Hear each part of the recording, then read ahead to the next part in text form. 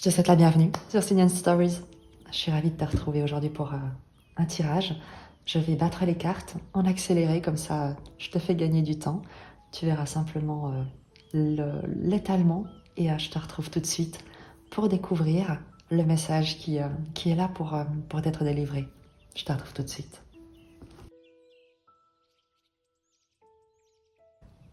Donc voilà, je te retrouve. Je te propose de t'ouvrir ici, en fait, quel est le début de cette histoire, la situation présente, ce dans quoi tu es impliqué. Si ce message est le tien, évidemment, ne force pas la résonance.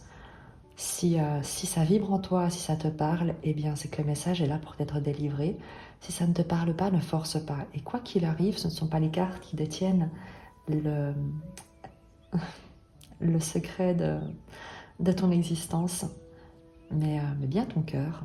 Donc c'est avant toute chose lui que tu dois écouter lorsque tu regarderas ce tirage. Situation de départ, le challenge, la force, la ressource, ce sur quoi tu peux t'appuyer, l'évolution probable en sachant que rien n'est gravé dans le marbre, et ici une carte conseil. Je te tirerai, ou en tout cas je demanderai également que tu sois guidé à travers des enseignements qui nous viendront du tarot d'Osho ici, et de la sagesse soufie de Rumi. Je te propose de commencer tout de suite. Valet de denier, à la justice, et le diable. Magnifique.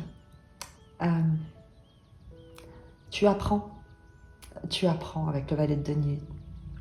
Tu commences quelque chose de nouveau, tu te proposes un nouveau projet, une nouvelle expérience, une nouvelle manière d'être. C'est un peu l'étudiant du tarot, le valet de denier, celui qui a semé une graine et commence à la faire pousser, à la voir germer sous ses yeux. Il y a quelque chose dans lequel tu t'investis avec beaucoup de joie, une envie de découvrir des compétences qui seront là pour grandir, pour être cultivées. La justice et le diable nous montrent bien qu'il y a ici une balance que tu trouves et une distance que tu mets avec des influences dont tu ne souhaites plus voir influencer ton quotidien. C'est l'idée, avec la justice au centre, de faire le tri, de trier entre le bon grain et l'ivraie, de voir quelles sont les influences qui se présentent à toi et de décider depuis là la réponse que tu vas y apporter. Tu es ici sur une pesée d'intérêt entre ce qui est juste, ce qui est bon à voir grandir, et ce que tu vas observer, garder à distance, sans le juger, sans le condamner, mais en ayant un regard qui soit complètement lucide, posé, serein. C'est l'idée que là où tu te trouves, rien ne peut t'atteindre, soit parce qu'il y a quelque chose qui te protège, ou quelqu'un, soit parce que tu as cette intelligence, cette conscience de couper court avec tout ce qui pourrait avoir une influence négative.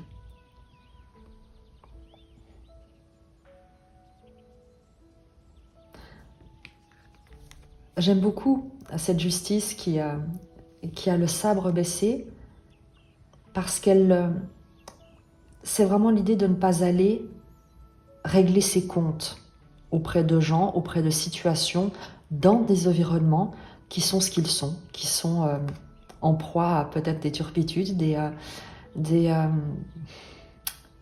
conflits, des dissensions. Et l'idée avant tout ici, c'est de garder l'équilibre, de garder une certaine distance, de cultiver des petites choses, des petites joies, ton bien-être, ton environnement, ton chez-toi, sans avoir besoin de condamner, de juger, de rejeter, d'aller sauver le monde à l'extérieur. Le monde est ce qu'il est, tu le sais, tu en as conscience, tu respectes également un équilibre qui doit exister, à chacun de faire son expérience, mais tu ne vas pas laisser l'expérience des autres venir gâcher ce que tu es en train de faire grandir et qui est extrêmement prometteur avec le valet de denier. Le challenge, le roi de denier, c'est de te sentir... le roi de denier, c'est la grâce. C'est de te sentir là où tu te trouves, protégé, béni, et d'avoir également conscience, en challenge, de la valeur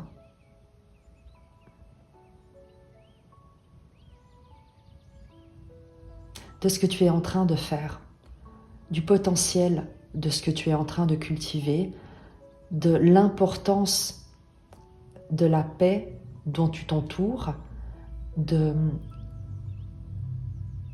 la préciosité vraiment de ces graines, de ces projets, de ce dans quoi tu t'investis.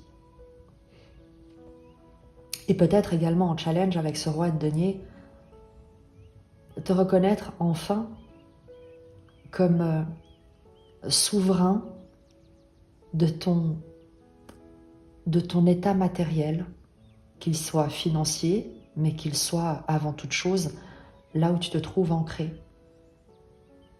Que ce que tu as, ce que tu possèdes, ce dans quoi tu t'investis, tu en as la maîtrise, tu en as la capacité de le voir, de le faire fructifier, et que tu n'as pas besoin d'attendre de l'extérieur quoi que ce soit pour te sentir déjà immensément riche de qui tu es, de ce que tu fais.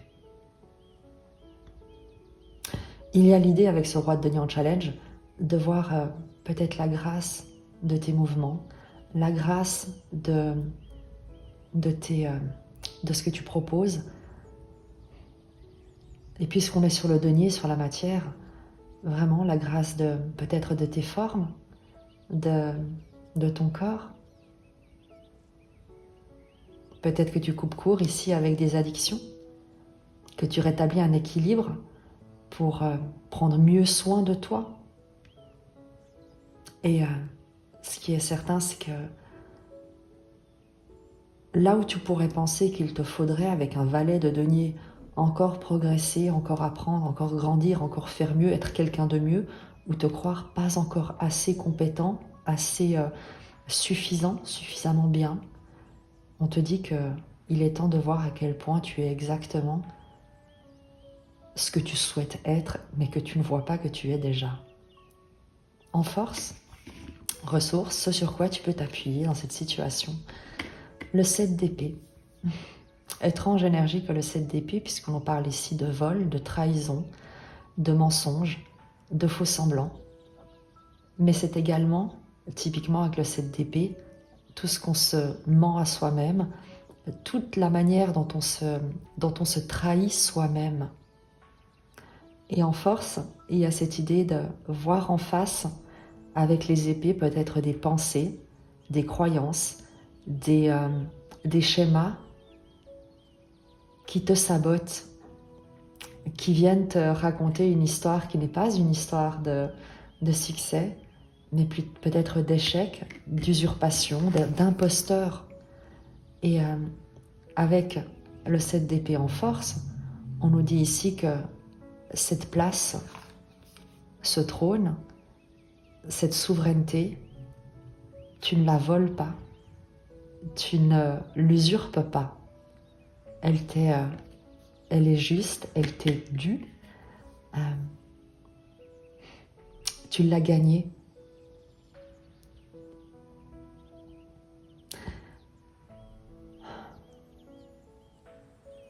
Il y a l'idée que là où tu te trouves, tu vas faire le ménage. Vraiment. Ce vers quoi tu te diriges. Deux cartes ont voulu sortir. Le 10 de denier et le 5 d'épée.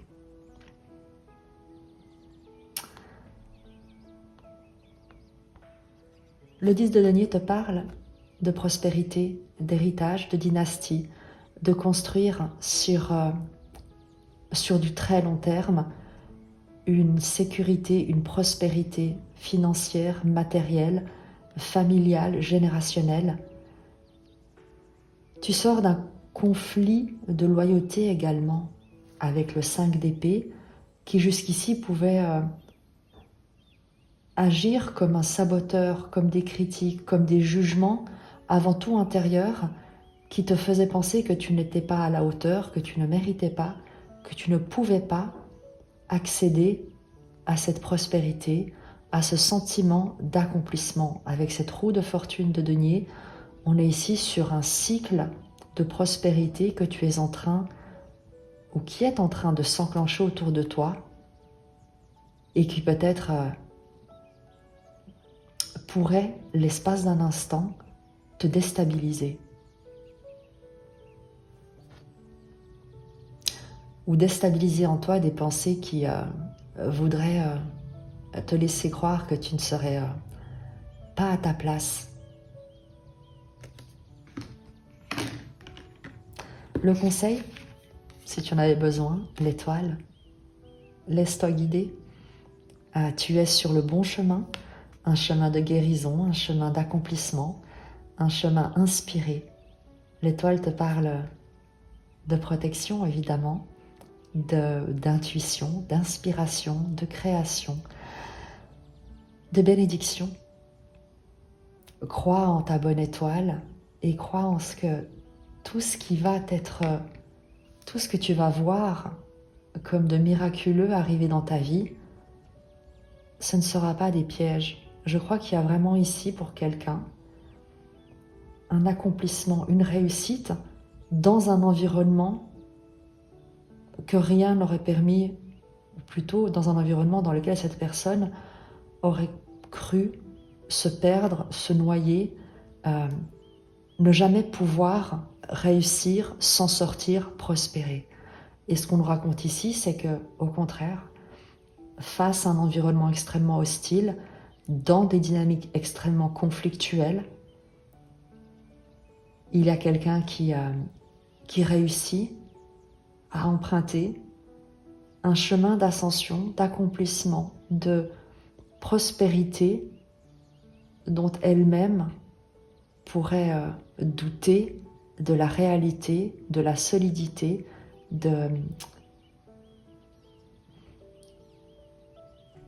C'est comme si j'entendais cette personne dire « il doit y avoir une erreur ». On va se rendre compte que c'est une erreur et qu'en fait, c'était pas à moi que ça devait arriver. Ils ont dû se tromper. Ils m'ont confondu avec quelqu'un. En fait, ils voulaient donner tout ça à quelqu'un d'autre et ils n'ont pas réalisé qu'en fait, c'était à moi qu'ils le donnaient, mais ils vont se rendre compte. C'est pas possible qu'ils ne se rendent pas compte. C'est comme si tu avais une promotion et que tu te disais « non mais en fait, ils se sont trompés de personne ». Et on te dit que non, que ce que te dit peut-être ta tête, ce n'est pas ça que tu dois écouter ou suivre. Regarde plutôt là où tu te trouves, ce qui est en train de se passer autour de toi, et crois, sois certain, aie cette confiance que tu es exactement là où Dieu veut que tu sois, selon tes croyances évidemment, là où la vie a besoin que tu sois, là où elle te guide pour exprimer tout ton talent. Je vais te tirer 2 oracles pour t'accompagner dans cette réflexion. Évidemment, préciser ce tirage puisque voilà, ce sont des arcanes, ce sont des énergies, des vibrations et ce sera un peu peut-être différent pour chacun dans sa propre vie. Tu verras comment ça résonne en toi, mais j'ai sincèrement envie que tu puisses avoir ou repartir d'ici avec une sagesse, 2 sagesses qui pourront certainement t'accompagner sur cette magnifique lancée, sur cette élévation, cette concrétisation, cette prospérité. On va commencer avec Osho, avec un message d'Osho. Je prendrai une seule carte parce que parfois ce sont des contes initiatiques qui peuvent être un peu longs, donc l'idée c'est que tu puisses également avoir quelque chose qui ne soit pas trop long, et c'est parfait. On en a une qui te parle de la prière. Je vais évidemment te lire son message Et ensuite, on terminera avec Rumi.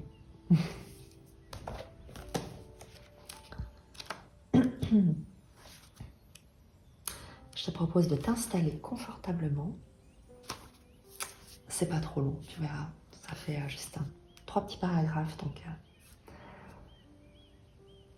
permettez à vos gestes d'être vivants, spontanés. Laissez votre conscience décider de votre façon de vivre, de votre mode de vie. Ne permettez à personne d'en décider. Ce serait un péché de le faire. Pourquoi est-ce un péché? Parce que cela ne vient pas de vous. Cela reste superficiel et c'est de l'hypocrisie. Ne demandez à personne comment prier. Laissez le moment décider. Laissez l'instant être décisif et la vérité de ce moment être votre prière. Dès que vous laissez la vérité du moment prendre possession de vous, vous vous mettez à grandir et vous connaissez l'immense beauté de la prière. Vous êtes sur la voie. Une histoire célèbre sur Moïse. Alors qu'il traversait une forêt, il vit un homme prier. L'homme disait des choses si absurdes que Moïse dut s'arrêter. Ce que cet homme disait était sacrilège, profanateur. Il disait « Dieu, tu dois parfois te sentir très seul. Je peux venir et rester toujours à ton côté, telle une ombre. Pourquoi souffrir de la solitude quand je peux être là? Et je ne suis pas non plus quelqu'un d'inutile, je te donnerai un bain et j'enlèverai tous les poux de tes cheveux et de ton corps. » Des poux? Moïse n'en croyait pas ses oreilles. De quoi cet homme parlait-il? Et je cuisinerai pour toi. Tout le monde aime ce que je cuisine. Je ferai ton lit et laverai tes vêtements. Quand tu seras malade, je prendrai soin de toi. Je serai une mère pour toi, une épouse pour toi, un serviteur, un esclave. Je peux tout être. Fais-moi simplement signe et je viendrai. Moïse l'arrêta et lui dit « Que fais-tu? À qui t'adresses-tu? Des poux dans les cheveux de Dieu? Il a besoin d'un bain? Arrête ces absurdités. Cela n'est pas une prière, tu vas offenser Dieu. » En voyant Moïse, l'homme tomba à ses pieds et dit « Je suis désolé, je suis un analphabète, un homme ignorant. Je ne sais pas comment prier. S'il te plaît, apprends-moi. » Et donc Moïse lui apprit la bonne façon de prier et fut très content d'avoir mis un homme sur le droit chemin. Heureux, son ego bien dilaté s'en alla. Quand il fut seul dans la forêt, une voix tonitruante venant du ciel lui dit « Moïse, je t'ai envoyé sur terre pour conduire les gens à moi, pour les rapprocher de moi, mais non pour les éloigner, mes bien-aimés, et c'est exactement ce que tu as fait. Cet homme est très proche de moi. Retourne le voir et excuse-toi. Reprends ta prière. Tu as détruit toute la beauté de son dialogue. Il est sincère, il est affectueux, son amour est vrai. Tout ce qu'il disait venait de son cœur. Ce n'était pas un rituel. Ce que tu lui as donné n'est rien d'autre qu'un rituel. Il le répétera, mais ce sera du bout des lèvres. Cela ne viendra pas de son être. » Eh bien, c'est très joli. Et je crois que c'est exactement ce que tu tiens à distance ici. Toutes ces influences extérieures qui te voudraient dire que ce que tu fais n'est pas ce qu'il faut, n'est pas comme il faut, n'est pas ce qu'il faudrait que tu fasses, ou qui voudraient t'enseigner une autre manière de faire en te laissant croire que tu n'as pas l'expérience, pas les compétences, pas le savoir-faire, ni le savoir-être. Et là, on te dit de ne pas écouter, de croire en toi, de voir toute la grâce qui est en toi, d'ores et déjà. Magnifique. Et comme promis, on va terminer avec un message de Rumi pour toi.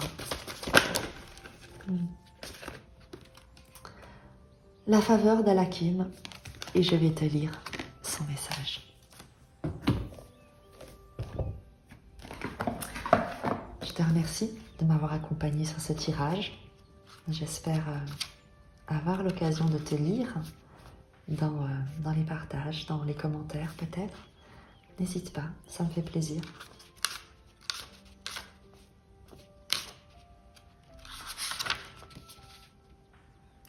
Vends ton intelligence pour acheter l'émerveillement. L'intelligence est opinion, l'émerveillement est vision. Et on en revient à cette idée de ne pas écouter des avis extérieurs, des conseils extérieurs. Vraiment, l'étoile ici te dit que tu es exactement là où tu dois être à faire à faire ce que la vie veut que tu fasses.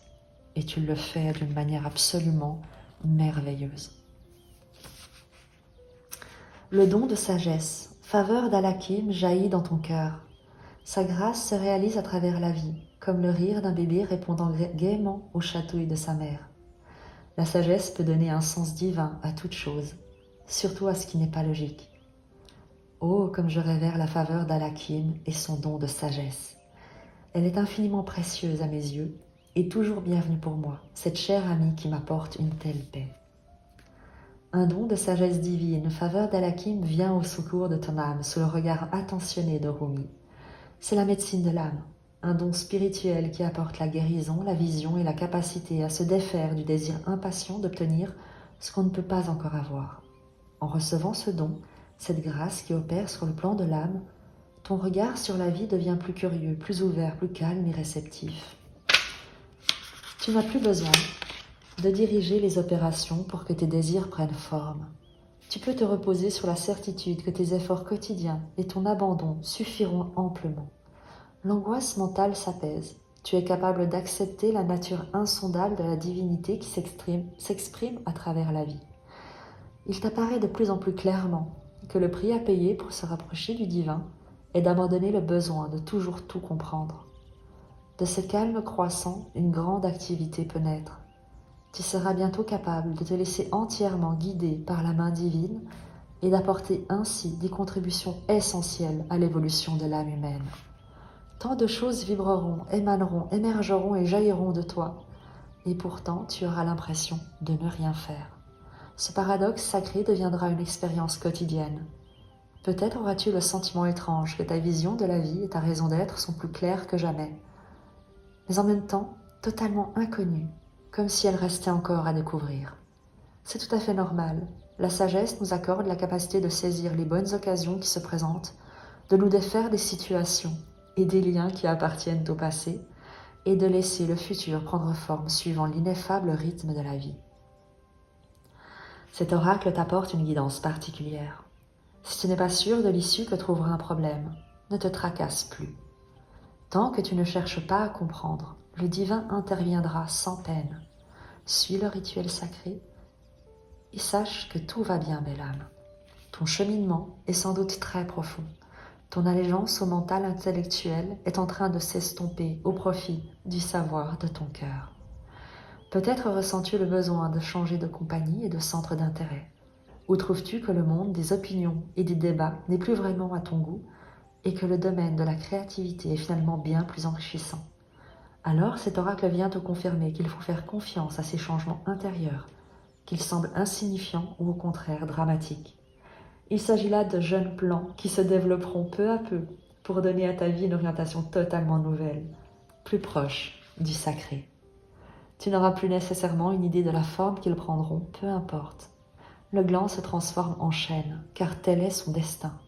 Cela se produit sans qu'aucune participation ne soit nécessaire, sinon la volonté de croître en accord avec la nature.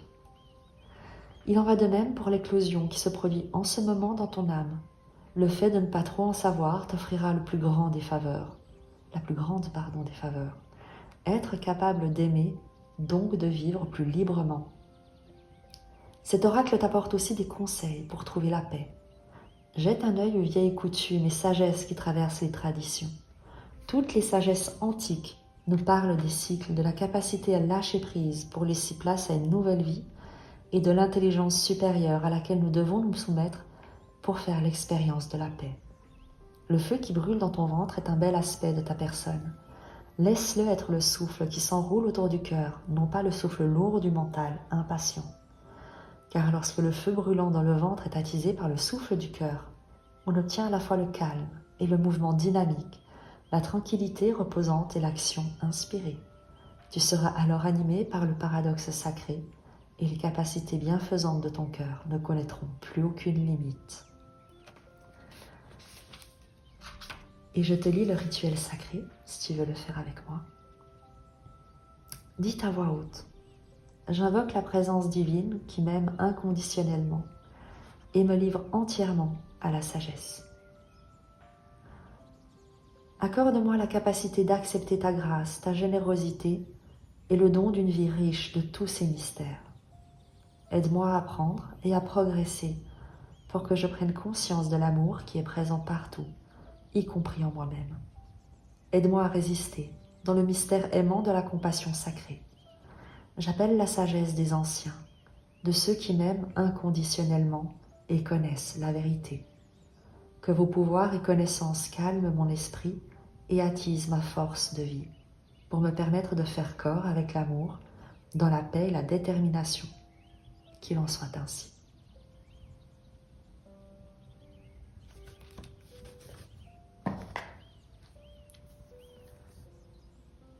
Je te souhaite la paix, je te souhaite l'abandon aux forces de la vie. Je te souhaite la grâce dans toutes les expériences que tu feras de celle-ci. Je te dis à très vite. Je t'embrasse et que Dieu te bénisse.